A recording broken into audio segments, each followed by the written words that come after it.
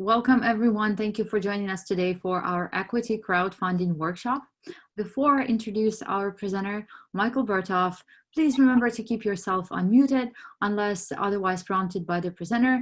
If you have any questions, please type them in the chat box, and I'm sure Michael will find a way to answer those. And with that, let me introduce Michael. So Michael is a serial entrepreneur. In the last 15 years, he has started up and led 4 startups from their life cycle, bringing 2 of them to millions in revenue and millions in funding. In 2019, Michael's work was featured on the cover of Time magazine and named one of the top inventions of 2019. According to Time, his work is making the world better, smarter, and even a bit more fun. So over to you, Michael.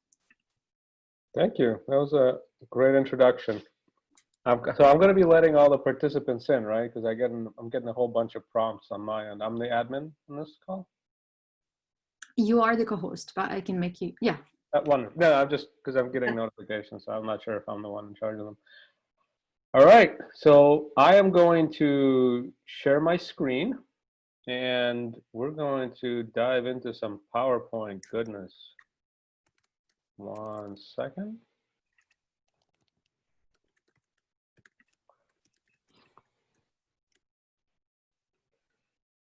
You guys see my screen?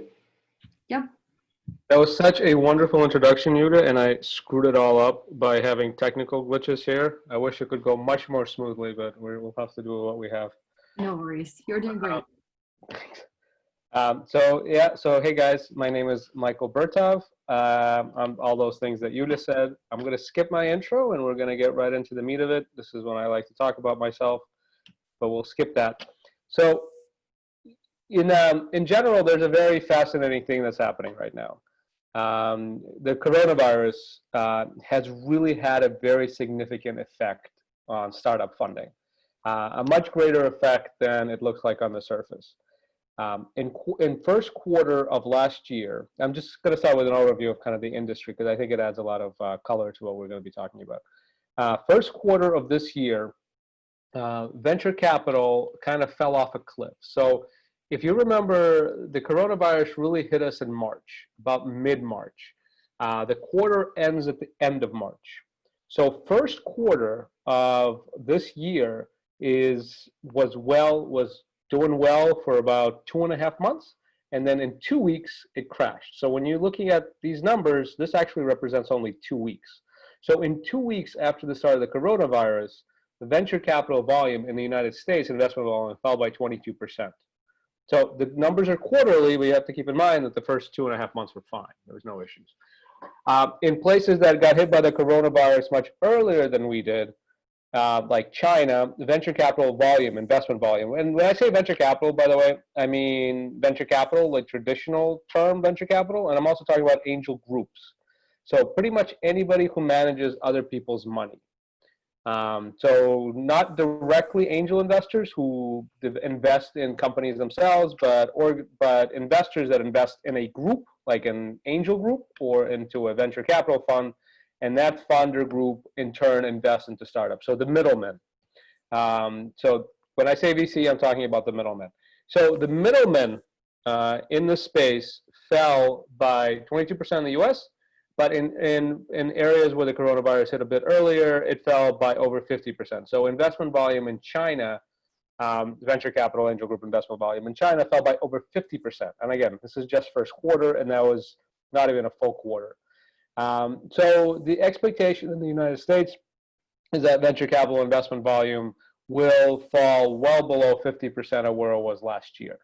So that's a huge, huge reduction in investment volume from people who manage other people's money. There's multiple reasons for this happening. The primary reasons are, as you can see here, again, this is first quarter. This is representative of first quarter. Things have gotten worse now. Is that most startups that are backed, venture backed, in some way, are losing revenue significantly. In fact, a tiny, tiny little majority of startups are actually gaining revenue during the time of the coronavirus. Now, when they're gaining revenue traction, that could be organic growth, that could be growth spurred by the disruption caused by the coronavirus. But the vast majority of startups are actually losing crazy amounts of money. So, and they have very little runway, as in they're going to go out of business any second now. So this creates a very interesting dilemma for venture capitalists. They have to save the companies that they already have hundreds of millions of dollars in some cases invested. So pretty much all they're doing right now is worried about triage. So they're trying to save the companies that they can save. At the same time that they're focusing all their effort and all their money into trying to save companies that are failing and been disrupted, the investors that invest into the venture capital funds are a lot of times pulling out, or they're not interested in investing in a new round of funding for those groups because they've also been hurt financially. A lot of these investors make money in traditional industries like real estate or whatever the case might be, and they're also feeling the financial crunch. So the investors, the middlemen here, are kind of getting hit from both sides of the coin.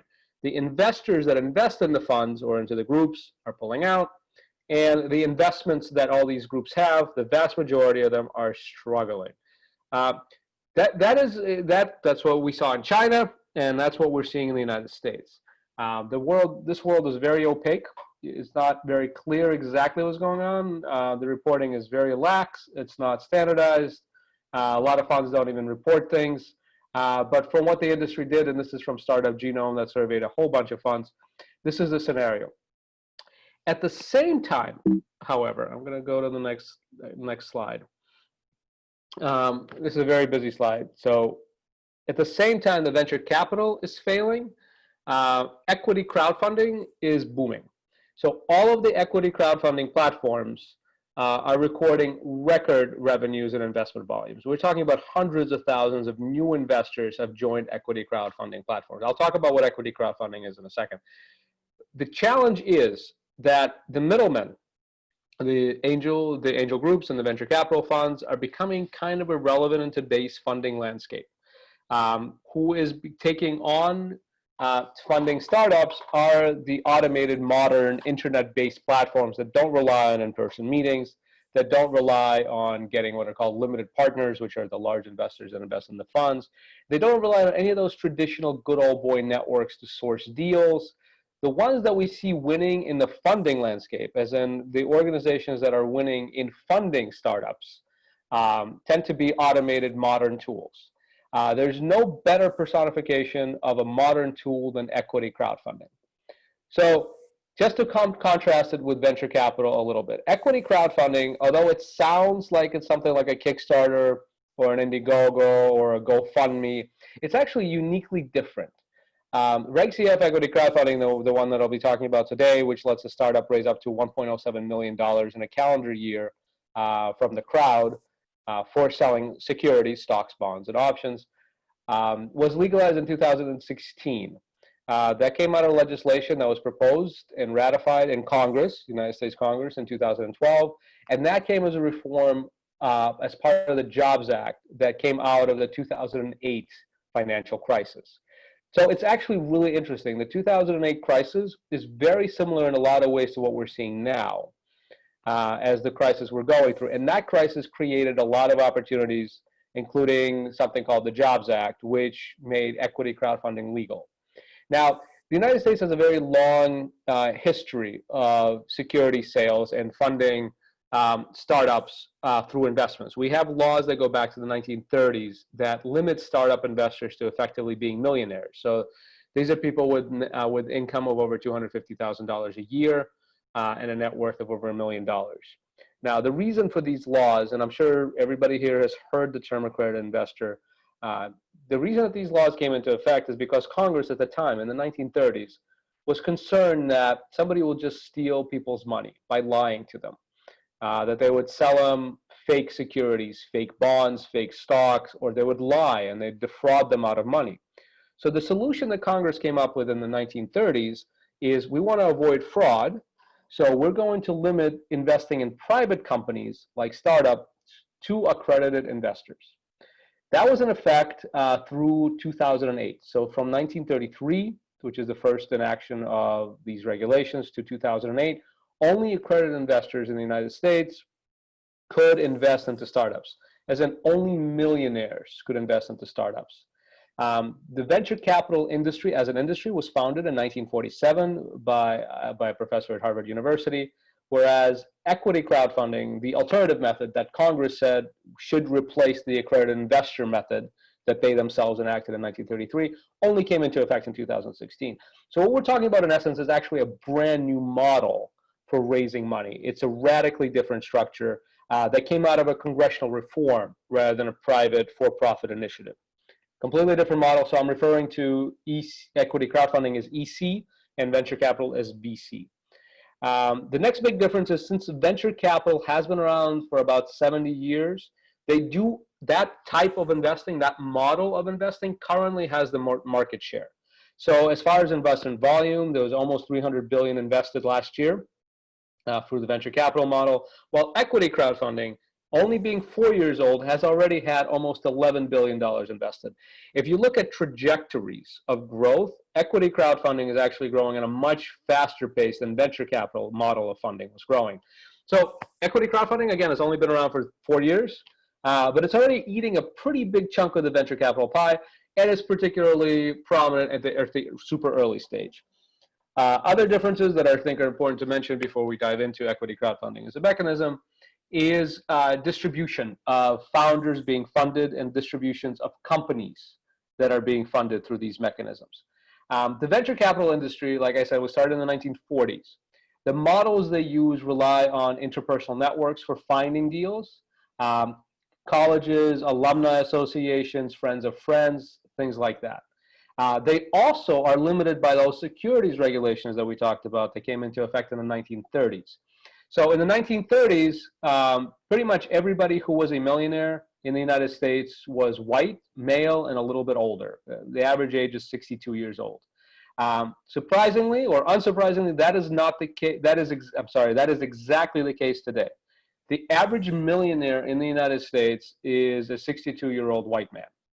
So what happens when only 62-year-old white men are allowed to invest in startups is that they tend to source startups that are represented within the demographic that they're comfortable with evaluating.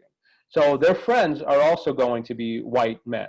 They're going to be more comfortable with white men as a leader of a startup that they invest in.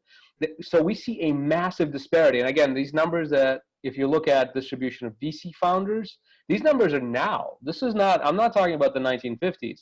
I'm talking about today. Last year, only 2% of funded founders by venture capitalists were female, and under 1% of funded founders through venture capital, and again, I'm including angel groups in this, were under 1% of them were Black or Latino. So again, these numbers are not from the 1940s, but this model is. So that's a huge difference. If you look at equity crowdfunding founders, it is a much greater distribution of people being funded through equity crowdfunding, where almost 30% are female and 25% are Black and Latino founders. Again, they're underrepresented, but it's a massive improvement over the venture capital model.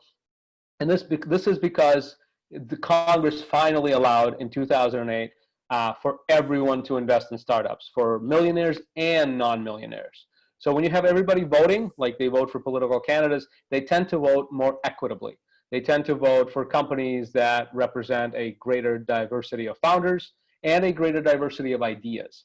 So if you look at the next column, where it says distribution of EC industries and distribution of VC industries, you'll see that about the distribution of industries being funded through the EC paradigm of funding is a much greater distribution as well. VCs tend to fund industries which are heavily in software and biotech, things like that. Very tight distribution of funding. They also tend to find companies at somewhat of a later stage. Whereas with equity crowdfunding, it's a crazy diverse field of the types of companies being funded.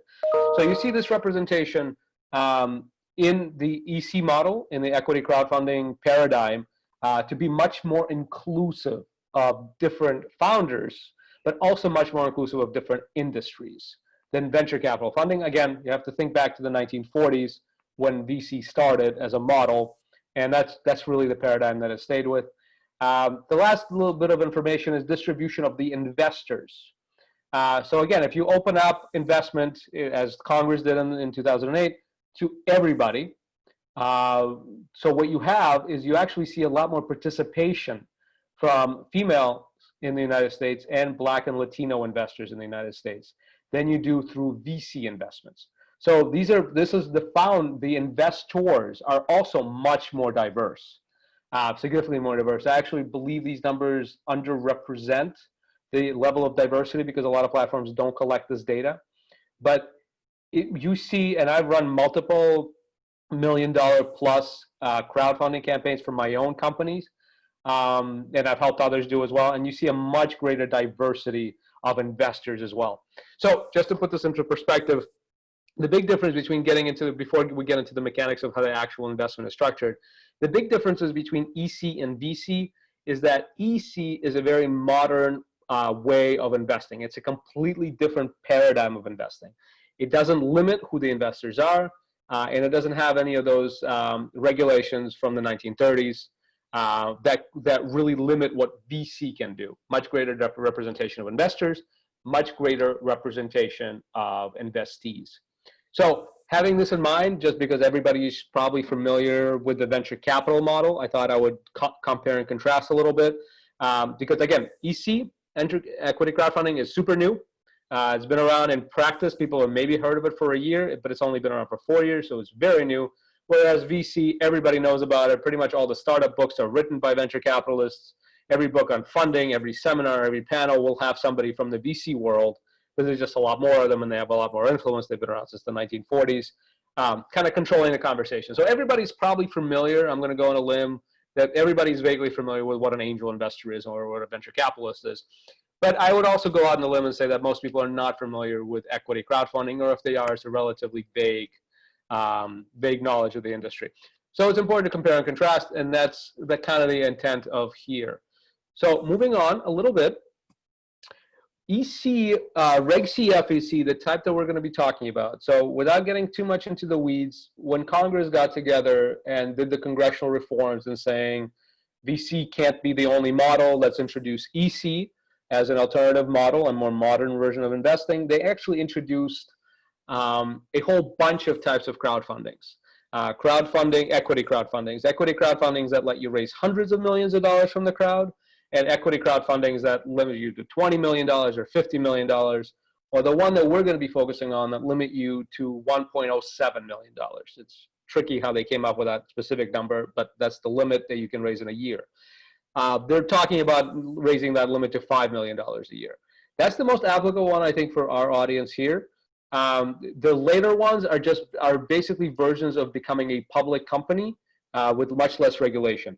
Even equity crowdfunding, Reg CF equity crowdfunding, the one that we're going to be talking about, is just a very light version of becoming a publicly traded company. So what Congress did is they got together and said, well, we still want to protect investors from being scammed, but we want to open up the opportunity to invest in startups to them.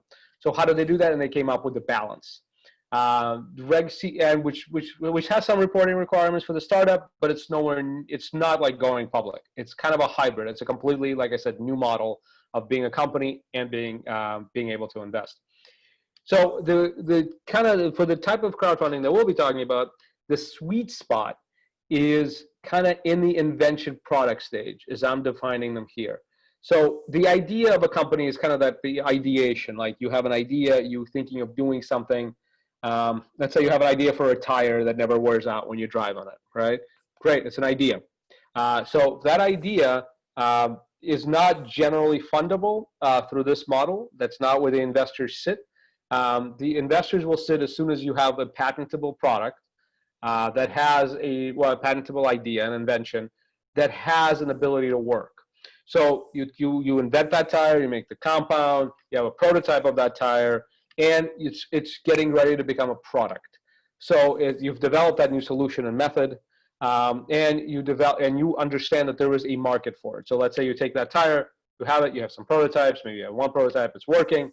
That's the sweet spot for the Reg CF investor that we're talking about. So you have a prototype that is capable of being deployed in the market. Venture capital and angel funding sometimes fall into this group, but the vast majority of venture capital and angel funding actually come out of later than this group. So they come at the company stage, as I define it here.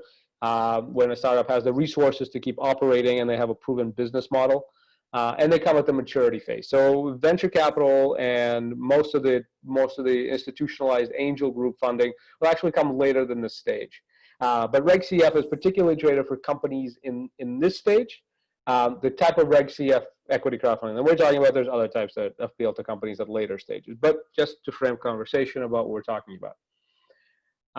The largest equity crowdfunding platforms in the United States, if this is something that you're considering, just as a way of information, FINRA, the Financial Industry Regulatory Authority, that's the one that Congress put in charge of accrediting platforms.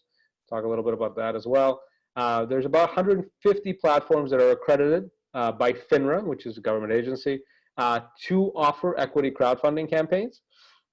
Out of those platforms, the largest ones are on your screen here. Start Engine is the largest one.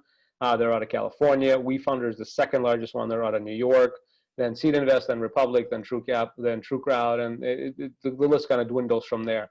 The idea is that the largest platforms, and this is sized, by the way, by investor community. So Start Engine, I believe, has something like 240,000 investors on the platform that have invested into some offering on Start Engine. I don't know exactly what WeFunder's number is, but it's something super close to that because they keep fighting for number one. So we're talking about 240,000 investors on a platform, and at any one time they might have 20 to 50 startups being offered there. So it's obviously, well, depending on the industry, some platforms specialize in specific industries, but for a general idea, that kind of represents market trends. You want to go with the larger platforms by investor base. A lot of these investors will also have accounts on other platforms. So pretty much, I would assume most people that have an account on Republic or Seed Invest also have an account on Start Engine to allow them to invest in the larger platform. So as a general rule, it gives you a better bang for your buck to invest, to go launch your campaign through the larger platforms, if that's something that you're considering. One of the important differences, I think, that are important to talk about, because the model of equity crowdfunding is so radically different, is that although it's crowdfunding, and we're familiar with crowdfunding from things like Kickstarter, you're not selling products. You are selling securities. Securities are things like stocks, bonds, options, warrants, other mechanisms, other financial instruments. These are uniquely different. So again, if you know anything about venture capital or angel stuff, put that aside for now. We're going to be talking about a completely different paradigm of fundraising. It works similar to how a Kickstarter campaign works. You go to a platform, a website, FINRA regulated website, you upload your information, and you what's called publicly solicit. You open it up to the world and you say, anybody and their mother can invest in me. The difference is that to drive traffic, to drive eyes to your campaign, you're using very modern marketing tools. You can use Facebook ads, for example. You can do pretty much whatever you want because you are able to publicly solicit. Whereas with traditional models of fundraising, you cannot. You actually cannot go up to random people and say, invest in me, because of those 1933 laws. So the difference is when you're marketing your securities, it's actually a really unique experience because most founders have never marketed securities before.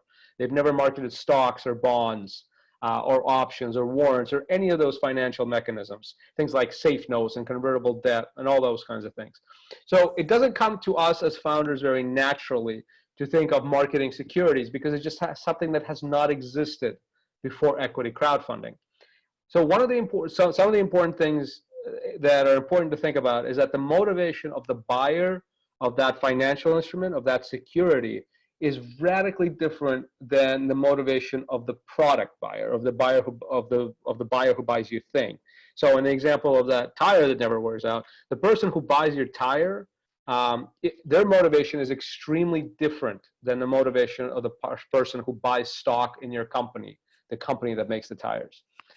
So as we're going through this, I think everybody should keep in mind that products in general are available later at the early stage of a company. So when you start up, first day one, you're at the idea phase, I'm going to make a tire.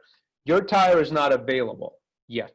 It won't be available in some cases for years. Whereas securities are available. You can always sell the future of your company. If you go to somebody and say, invest in my company, I have this idea, and they buy X% of your company, you're selling them a security. So in general, when a company starts out at the earlier stage that we're talking about, securities are available in some cases years before products are available. Now, that's a crazy important distinction, because at the beginning of the company, every company needs money. Every company needs money to develop things, to run itself, to buy cheeseburgers, whatever you need to do to pay your rent. Money is just the reality of it. Before you have products, you're selling securities. That's very important to realize that in the beginning, and in some cases for many, many years, you're never actually making most of your money from product sales. If you look at the companies that are considered unicorns in the United States, that's a term for a company that's worth over $1 billion. Most of them, the vast majority of them, are not profitable, which is to say that they don't make money off the sale of their products. They make money off the sale of their securities. If you look at somebody like Uber, before the coronavirus, I don't have their latest information, about 7 out of every $10 that is in their bank account came from investors, not their products, not their services. So securities are actually much more important to sell for your company, especially at the early stage, but in many cases later on as well, than products are. Again, it's kind of a different paradigm than I think a lot of people are used to hearing. And again, this is because this is a different paradigm of raising money. Security sales are the primary revenue source for most startups. Almost all startups at the very beginning, but most startups going forward as well, especially startups that measure their success by attaining more market share rather than measuring success by attaining more revenue, which is what you see more and more commonly right now. About 70% of companies that go public, that go IPO, are not profitable on the sale of their products. So they sustain themselves in the sale of securities. So it really depends on the personality of your company, but in some cases it doesn't actually make any sense to be profitable, because the goal, the success metric you have for yourself is market share, even if it's at a loss. And what you see in a lot of the more successful companies by traditional evaluation standards, things like Uber, Airbnb, whatever, they're not profitable. They're nowhere close to profitable, but they keep getting more market share, and that is what's giving them that $1 billion valuation, not their revenue. So something important to think about, the sequence of events, that you should start raising money for the sale of securities far before you have a product, and that's the intent. Equity crowdfunding actually allows you to do that. The VC model does not, because the VC model requires you to have proven traction and product and all that kind of stuff. Products are also not regulated. So the government isn't going to generally, unless you make weapons or drugs or something, like pharmaceutical drugs, the government isn't generally going to go in and say there's all this regulation surrounding who you can sell your products to. Whereas security sales in the traditional model are highly regulated. So as I mentioned earlier, one of the biggest challenges with traditional security sales is they accredit an investor. That you have to only sell to millionaires. And that's a very strict regulation. I mean, how many millionaires do we know, right? So you have to go out there and you have to meet millionaires and you have to convince them to invest in you. And that's actually a pretty difficult challenge for a lot of startups. That's why the angel and VC model is such a tricky one, and so few companies get funded by it. It's just access. How much access do we actually have to millionaires? But it's the law, so that's something to keep in mind if you're raising money traditionally, not for equity crowdfunding, but if you're raising money for traditional sources, you can only talk to millionaires. So it's a highly regulated sale process. Public market versus private market, it's related to it, but you can't actually publicly solicit in the traditional model of fundraising. So with equity crowdfunding, you put your offering up on a platform, you send that link to everybody, you buy Facebook ads, you say to everybody, and then your mother is saying, hey, I'm raising money, spread the word. You can't do that with traditional methods, again, because of that accredited investor thing. So the private market element of it is kind of a deal breaker, I think, for a lot of people, because you can't actually go out and say, I'm selling stuff. On another more tactical level, if you look at all of the investment that happens in the United States, just investment dollars, about 99.7% of it is invested in the public stock market. That's things like Apple and Microsoft and whatever. right? So stuff that's available publicly on the stock market from public companies. 99.7% of investment in the United States. 0.03% of the investment goes into the private market, as in privately held companies. 0.03%. So to just put this in context, 99.7% of investment happens into public stuff, 0.03% happens into private stuff. So equity crowdfunding allows you to target that 99.7% of the investment market, because to them, you are kind of a public company and you can take money from them.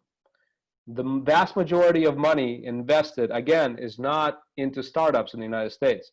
As startups, philosophically, we're always competing with the old way of doing things. On the product level, on the securities level, from a mentality standpoint, we're there to disrupt, right? We're there to change the world. It's really hard to change the world when you're competing for 0.3% of the market share. And if you go traditional angel VC, you're competing for 0.3% of investment volume. It's something important to keep in mind. Your customers are diversified. We talked about representation of what your customer base looks like demographically, and geographically.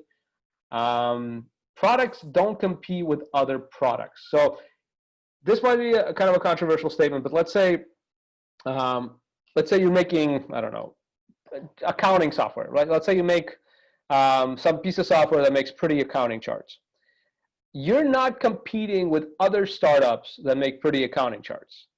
You're generally competing with the old way of doing things. And this is generally Excel.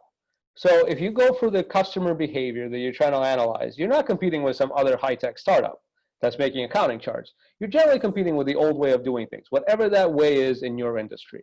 And that's always the case. Amazon is not competing with Walmart online. Amazon is competing with brick and mortar. They always have been. Uber is not competing with Lyft. Uber is competing with walking and buses and subways and cars, right? They're competing with the old way of doing things. So as disruptors, philosophically, we're always trying to compete with the old way of doing things. Whereas, so our startups are not our competitors. They're part of that ecosystem that we're part of. Whereas with securities, you are directly competing with other startups. Now, on both models, EC and VC model, there's a finite number of investors. The traditional investors have a finite amount of knowledge and a finite amount of interest in investing into certain categories of companies. So for example, let's take a VC fund. They'll have an investment philosophy. A lot of the time, we invest in companies in this industry from this geography with these types of founders, whatever the case might be. So when they're looking at you, they're also looking at other companies in their philosophy, and they have a limited amount of cash. Let's say they have $100 million, they need to give it to somebody. It's you or someone else, or $1 million, whatever the case might be. So it's important to keep in mind that when you're raising money for the sale of securities, you are directly competing with other startups, because those are the ones, you're not competing with Microsoft. That investor is generally not saying, am I going to invest in you or am I going to invest in Microsoft? Not yet. That's kind of a paradigm that's emerging. But right now, that VC, for example, that angel is thinking, I'm going to invest in this private company or that private company. They're not benchmarking startup performances to public stock markets. So the next thing that's important as a distinction is the concept of rounds. So I'm sure everybody here knows what a round is in kind of the traditional parlance of it. A round is a method by which you open, once a year, once every couple of years, you open yourself up for taking on investment. You kind of binge on money. You take on as much money as you can. You close this round, and then you operate. You spend that money. You try to get some traction, and then a year later, you open that round again, right? You open up that window in which people can invest in you, which is, by the way, completely a made-up thing, made up by venture capitalists in the 1940s. This never really existed before. The idea behind rounds from a venture capital perspective is that you can invest that money, you can see if there's performance, and then you can change your valuation up. Public companies don't work like this. It's actually kind of a unique situation. So think about it conceptually like this. You spent all this time building an entire factory so you can raise some money, then you close it down for a year or 2 years, and then you have to build this whole factory up again. What the hell is the point of closing it down to begin with?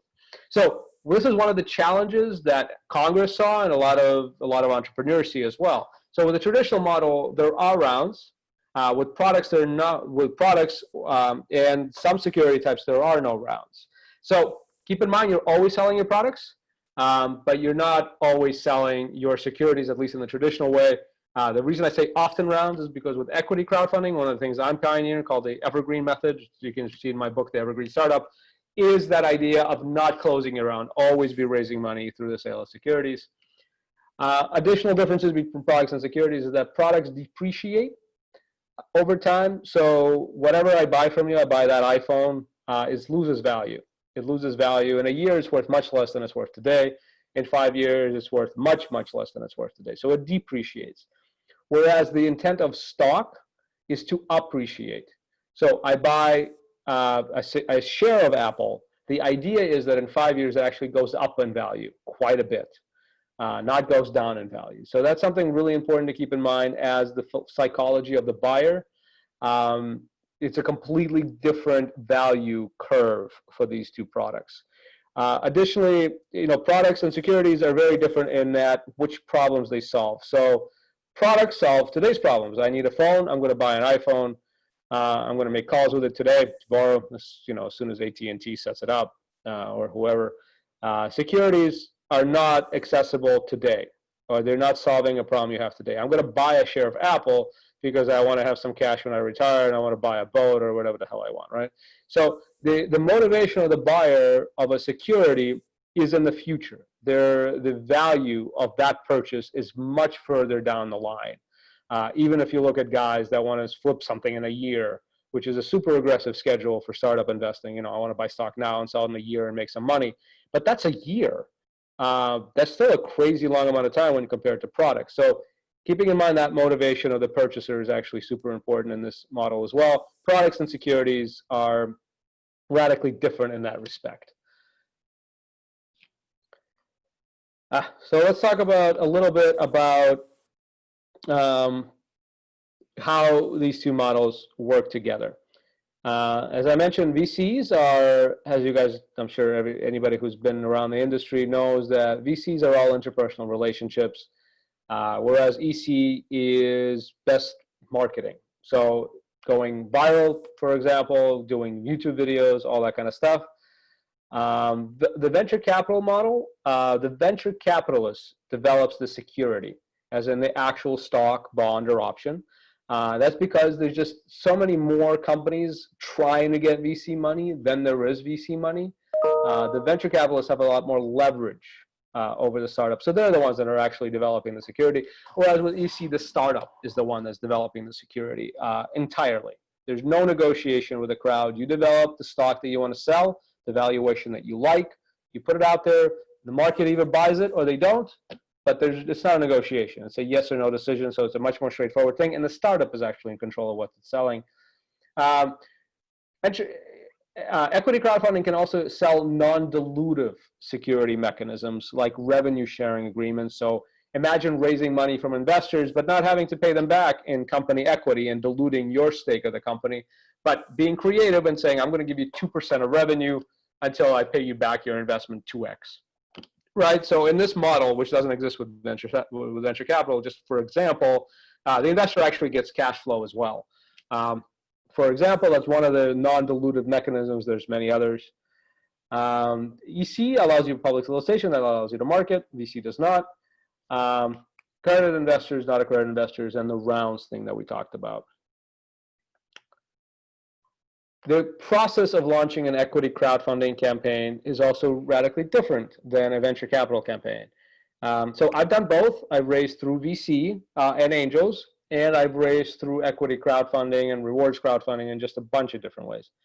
The process is extremely different from just a getting a set up perspective. At the end, you are still selling a security. You're still getting cash in the bank, but the launching process is very different. This step one, for example, I can go over these if it's useful. I can send these slides out if you guys want to check it out.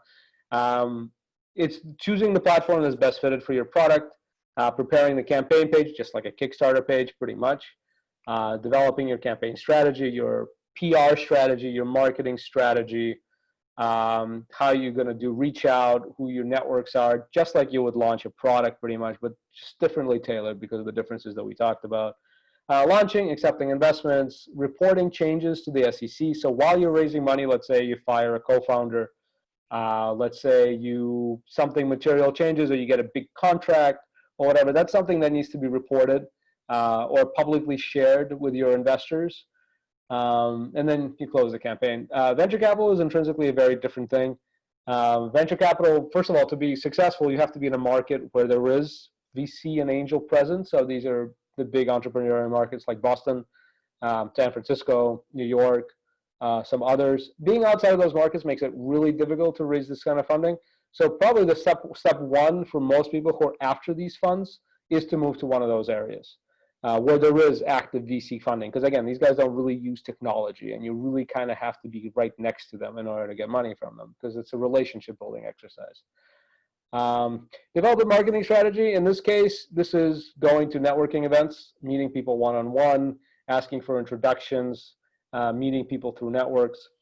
Whereas the marketing, your digital marketing, maybe media buying, PR, dictates the reception you have, the conversion that you have in an equity crowdfunding campaign. In a VC campaign, a VC raise, it's really the pitch deck. That's a critical part. That's as important as the video that you have in EC. EC, the video, that automated thing that can get hundreds of thousands of views, is your pitch. But again, it's a much more modern thing than using slides like I'm doing here, right? Where the VC model, really the pitch is really the key. You're going to be doing this pitch hundreds of times, and you have to get really good at it. Actually, one of the things I recommend, I did myself, is take improv classes. So you actually go and you take a class, an acting class, because that's basically what you're doing. You're doing a one-man play to a bunch of venture capitalists when you are presenting your slides. So that pitch deck is a highly polished and rehearsed piece of material. You open your round, you conduct diligence. So in the EC model, diligence happens through independent assessors of your company. So for example, you will need to get a financial review done with the EC model. So you hire an accountant. There's a very reasonably priced one specifically in this industry. They verify your financials. You publish that. Everybody has access to it. Everybody sees it. And that's pretty much the diligence step. With venture capital, diligence is an extremely long and tedious process. And it doesn't only cover reviewing your financials and business traction. It also looks at personality. It looks at, do you get along with the founders? Are the founders receptive to the VC's inputs into the founder's business model? Will the founder respond to a random email at 2 o'clock in the morning about something completely unrelated to their line of business? But will they respond? Will they respond in time? And will they respond in a courteous manner? So that interpersonal relationship is really one of the key ways that a venture capitalist determines if that investment is going to go through. Because again, that's really the only tool they have. At the relatively early stage, the company doesn't really have much. There's not much to evaluate. So what they're doing is they're looking at the founders, and generally, like we talked about, the founders tend to be like them demographically for them to be comfortable with them. During that phase, you find your lead investor, which is the guy who basically vouches for you and gets all his friends to co-invest, and then you close around and collect funding. But as you can see, it's a very different model of raising funds. EC, since it's new and it's digital and it's completely transparent, actually has some industry data attached to it. There's nothing like this that you can do for VC. I can't tell you that if you spend X amount of dollars on this and this, you're likely to get this type of return. Whereas with equity crowdfunding, yes, it's sales, as in there's data, there's experts, there's best marketing practices, there's things you should invest in. So according to a survey of 485 equity crowdfunding campaign by VentureBeat, these are the trends. If your goal is to raise, let's say, $100,000, you will spend, for example, looking at the first line here, you'll spend about $515, and this includes time of the founders to create the page content, the legal disclosures, things like that. So you can actually model, on average, and your campaign is not necessarily going to follow this model, but on average, based on almost 500 companies that have completed through this process, you can model your spend versus your raise. So you can actually model your ROI. And again, this is because you use modern tools for this type of fundraising. So this is an interesting chart to keep in mind. Again, happy to send this deck if you guys want to refer to it. Again, nothing like this exists with the venture capital or angel model because it's completely opaque. You have absolutely no visibility into any of these things with that model. Whereas with this model, it's actually relatively predictable. Relatively, it's a big caveat, but it's predictable the type of money you will raise. Now, there's obviously things that are uncontrolled for, like like going viral, like the way that my company did, for example, or other things like that. That are outside of your control, or failing miserably, or the coronavirus hits and you make, in your restaurant trying to raise money. So there's definitely one of the things that are called force majeure or act of God events. They can go both ways, but if you look at down the middle, this is the expected performance. I think we are getting a little short on time. Let me see what time it is. The anatomy of an equity crowdfunding campaign. This is a campaign that actually recently broke some records. They're a company out of Connecticut. I know them really well. They make a new type of engine. They broke a record because they raised their maximum amount, 1.07 million, in about 9 hours through an equity crowdfunding mechanism. Really quick, really quick. This is what their page looks like. Every page is kind of similar. There's a header video. There's valuation. There's investment terms, and there's something called perks. Which is something that, again, this is a congressional thing. So Congress looked at Kickstarter and said, damn, that would be a good model for startup investing. So let's introduce perks, or at least the idea of perks.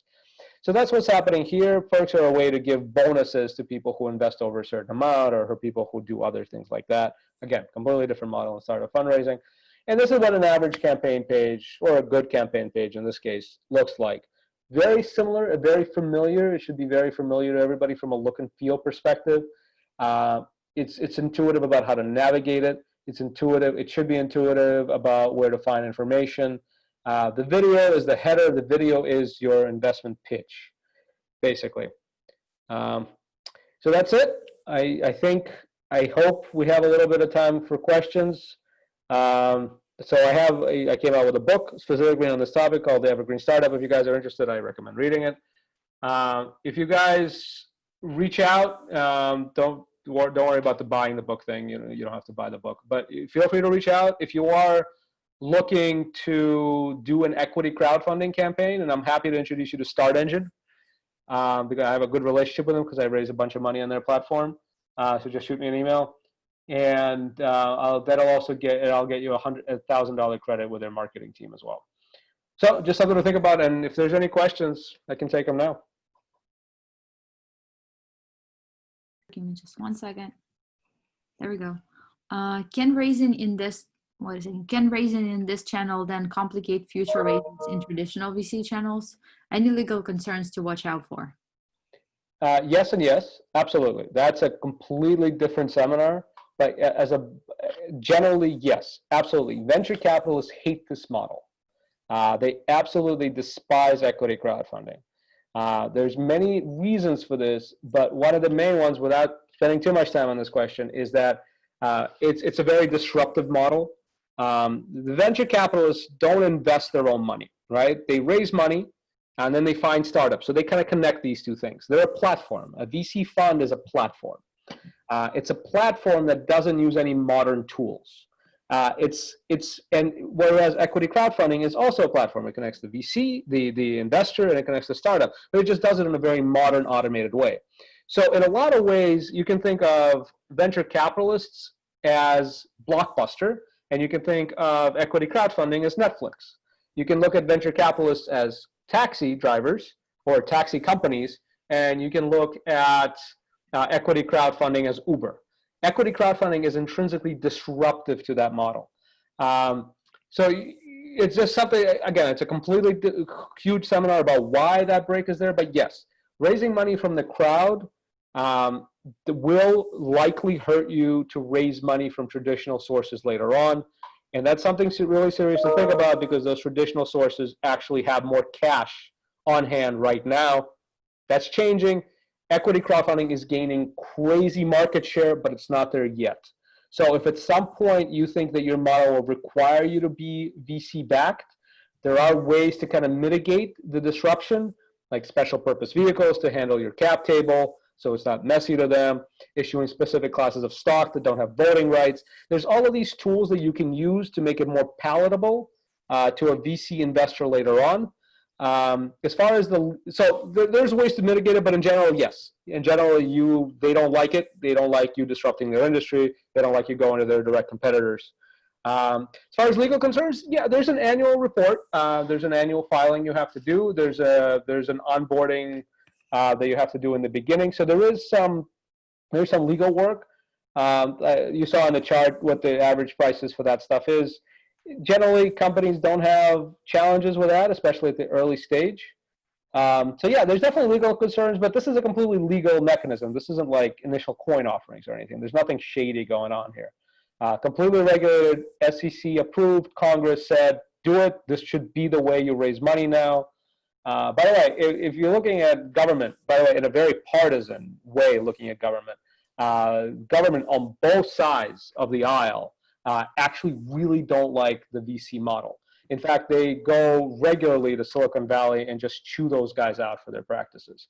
So they're all rich folks in Congress, but they don't like the industry. And so they're introducing these reforms specifically to have alternatives because they know companies don't get funded.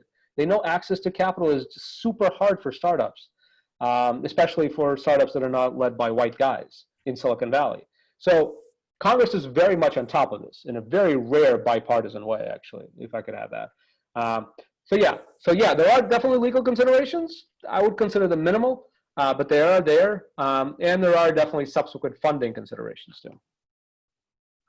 Thank you, Michael. We have more questions coming here in chat. Do you have a good feeling on how existing patent holdings affect the EC opportunity? Existing patent holdings like IP, intellectual property? Yep. Well, so I mean, can you repeat that question? I'm just trying to. Sure, absolutely. Figure out where to go with Do you that. have a good feeling on how existing patent holdings affect the EC opportunity? So if the question is about the IP position of the startups that are raising money through EC, then yes, it adds value. So I think if you want to craft the message in saying we have a robust IP portfolio, the investor, whether it's a regular retail investor like a regular person, or a more sophisticated investor like a family office, or a more sophisticated angel investor, somebody who invests through EC, and there's plenty of family offices and sophisticated angels who invest through EC, would definitely see advantages to you having more IP protection. Yeah, if that's the question, I'm actually not sure if I answered it or not. But another one from Hugh here. How well does this work internationally? That is an awesome question. So there's, as you can imagine, there are laws about which countries can invest in your offering. The UK has a reciprocity agreement. They cannot invest in a US offering, but they can have a mirror offering in the UK, for example. For a platform called Cedars in the UK is very commonly does that. They mirror American offerings. Canadians cannot invest in American companies through equity crowdfunding at all. Mexican, fine. Most of Latin America can invest in a US-based equity crowdfunding campaign. Countries that we have political disagreements with, like Iran, cannot invest in a US-based campaign. Russia can invest, but they can't process payments that well. For most types of payments, there's only some types of payments they can process. So, for example, they won't be able to invest with a credit card, whereas Americans can invest with a credit card, which, by the way, also revolutionary. Taking an investment on with a credit card, different topic. So yes, you can have an international investment campaign. Oh, by the way, China, U.S. allows China to invest, but the Chinese don't allow investors to invest from a Chinese account. So if an investor in China, Chinese national, whatever, Chinese-based company has a US dollar account, they can invest. Anyway, it's kind of a mess. The idea is that the platform is actually the one handling it. So you as an entrepreneur don't really need to know these details. It becomes relevant to you when somebody from Canada emails you and says, I really want to invest. Like, why the hell can't I invest? Why is the platform locking me out? And that's like exactly what happened in my case. That's when you go to the platform and say, why the hell can't this Canadian dude invest in me? And then you fall into this rabbit hole. But yes, this is an international campaign. It's on the internet. Everybody around the world can see it, maybe not North Korea, but everybody else who actually has internet can see your campaign. And a lot of those countries can invest, but a lot of them cannot. Thank you, Michael. Nikita Bernstein is asking, how do you do valuation on EC if you're giving revenue ownership? Are assets liquid? First of all, hey, Nikita. We know each other. So I'm not, so you're talking about, can you read that question again? Sure. How do you do valuation on EC if you're giving revenue ownership? Are the assets liquid? That's a compliment. Well, so if you do EC with a non-traditional security, right? So in that example, if you do EC with a revenue sharing type of agreement, which is technically not a security at all, it's what I would call an extended security. So it acts similar to a security, but it's not regulated. If you sell stock, it's really the same mechanism. If you sell revenue shares, it's kind of like a private agreement. It's more like structured like a loan. For a very odd reason that I'm not going to go into too much, the government doesn't see loans as investments. They never have, and it has a very rich history. Yes, it's very similar. The risk profile of the investor is very similar. Loans really should be just like buying stock, giving somebody a loan. A lot of countries have it bundled into that, but in the United States, we don't for a very complicated reason. It actually went all the way up to the Supreme Court in the 90s. But anyway, loans are not stock, so they're not regulated. So this is a private agreement, and you can do whatever you want if you structure it as a type of loan. The revenue sharing agreement is a type of loan, but there's also things like term loans, other types of loans as well that you can do. So there's actually a whole industry in crowdfunding outside of equity crowdfunding called P2P lending, which I'm sure, I don't know if you've heard that term before. It just basically, it's a platform that allows people to lend you money. And there's no government regulation there, or very, very minimal. And the government regulation that's involved is involved with fraud, preventing, it's like truth in advertising type of stuff. It's the FTC, the Federal Trade Commission, that oversees those types of transactions. It's like, don't lie to people about what your product does.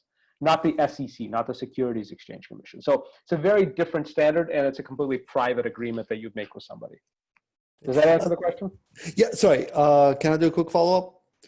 By the way, hey man, long time no see. So that was one part of the question. The other part of the question is, if you're bringing people on board, how can you set valuation, right? Like in venture capital, you do 3x revenues. If you're doing like a recurring revenue model, you do 5x revenues. I've been trying to wrap my head, because I actually do this at Jomi, at my company, right? And I'm thinking of going like the more official route. But one of the challenges I've run into is, how do you actually price if you don't have a liquid market and people exchanging the asset? I understand. You're asking about marking to market.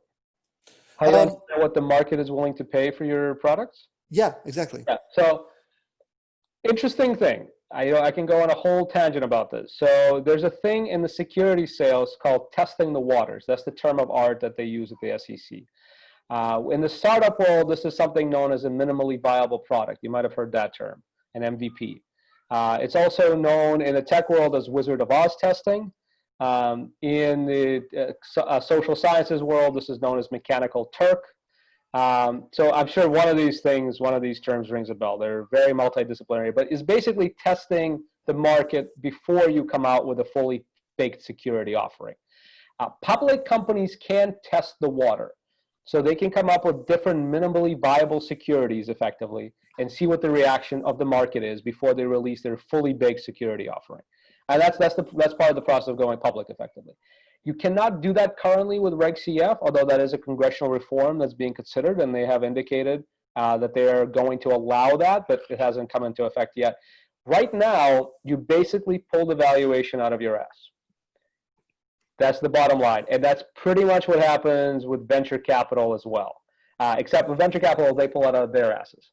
So that's the big difference. If you're raising money in the traditional way, the VC sets your valuation. But probably the more important thing is actually not the valuation itself, but all the controls. The sophisticated venture capitalists don't really look at the valuation. It's not in their top 10 things that they're evaluating about a company. They're evaluating how much power does their board representative have? What's their liquidation preference? You know, like their cash out scenario is not really that related to the valuation of the company, because whatever stock they buy is going to be so much more valuable than whatever stock you have as a founder. So the valuation is actually kind of on the list for sophisticated venture capitalists. There's plenty of non-sophisticated ones, but for the more sophisticated VCs and angels, the valuation is kind of on the downside on their priorities. For the retail investor through equity crowdfunding, valuation is one of the top things you look at because the paradigm is different. You look at it like buying a stock of a public company. The security you sell is generally non-voting common stock, so it doesn't have any special provisions on it. They don't have any board seats, none of that malarkey. So the valuation becomes the main thing. So as advice, you'd want to price at something that the market responds to it, that you see that there's adoption, that people are buying your security at that price. If you price it too high, you can close the campaign, revalue your security, and relaunch it again. But that's a cumbersome process. I wouldn't recommend that, but in theory, that is possible, and companies have done that. So you can actually launch a security, a fully baked one. You can't test the waters. You can launch a fully baked security, seeing what the response to it is, and then you can adjust it up or down in price, like you would with products in some ways. With venture capital, it works the other way. The venture capitalists are the ones that actually value your company. They might not say that they do, but effectively they do, because it's a buyer's market with them. So they can do whatever they want. But again, the more important thing with them is the control provisions, whereas that doesn't really come up with the equity crowdfunding model. And is it easy to transact once you have equity? Yes. So one of the congressional reforms, great question, did set up so an angel VC cannot sell the security they buy from you. It's completely illiquid. They're waiting for a liquidity event. Liquidity event to an angel or a VC there's only three really in practice liquidity events. One is you become a publicly traded company, which almost never happens. So you can forget that one. The more common ones are either you sell yourself to another company and then they get to cash out, which happens very rarely. And the third scenario is you go out of business and they get a tax write-off. Those are the only three exits, quote unquote, that a traditional investor has. That's an actual problem. That actually makes the security they're buying from you less valuable, because there's no real opportunity for them to cash out ever. There's no dividends. There's nothing like that in the startup world. So again, as part of congressional reform, again, getting into the weeds, but Congress said that you need to have the ability to sell the stock. Like, let's say you buy a stock, Congress said you need to, by law, be able to sell it. So you see a lot of platforms having what are called secondary marketplaces, what are called, term of art in the SEC is ATS, alternative trading systems, set up, and they kind of work like eBay. You put up your stock, people look at it, people can bid on it. It's not an exchange from like the traditional definition of an exchange, but it's a marketplace. So yes, you can sell your stock. That being said, the platform still needs to set up this functionality, and not all platforms have, because it's just such a new thing. There are a few platforms that already have these ATSs, where somebody who bought stock from you can put it up for sale. And let's say you do something good about you in the news, that might go for more. Something bad about you, that might go for less. It works like a marketplace. Again, that's not a thing with VC. VC will hold your stock until the liquidity event happens or an exit event happens. So yes, the short answer is yes. In a lot of cases, if the platform is set up for it, you can sell the stock that you bought from the startup. Thank you so much, Michael. We have plenty more questions in the chat, but we are out of time. And I saw one question there. Is there a way to get in touch with you? And are you going to make the slide deck available for the attendees to see? Yeah, shoot me an email. So my email is on here, mike@burtov.com. Pretty easy. My name is Burtov, Michael Burtov, so it should be easy to remember. Yeah, feel free to reach out. I'll email the deck. That's fine. If you want a more detailed version of this deck, my book, obviously, I would recommend that. It's very heavily into all this stuff. It's entirely almost about all this stuff. And yeah, but I'm happy to answer any questions. And if you want an intro to Start Engine, or if you're looking to do a campaign, happy to make a warm intro for your startup and get you a marketing credit from them too. That's something they reached out to me about. They're trying to promote more adoption on their platform. It's the largest platform in the US. Perfect. Thank you so much. So I am going to share my screen very quickly. And everyone in the room, if you guys could please hover your phone over your screen, there will be a QR code for you to go to our website. and let us know how much you enjoyed this session. It is a 1-question survey, and I would really appreciate if you did it for us. Michael, thank you so much for sharing your insights, for volunteering your time tonight. It was great. Thank you so much. Thank you, everyone. Hope to see you in person in the actual Venture Cafe one day. I do too. We'll be back. Well, bye. Bye.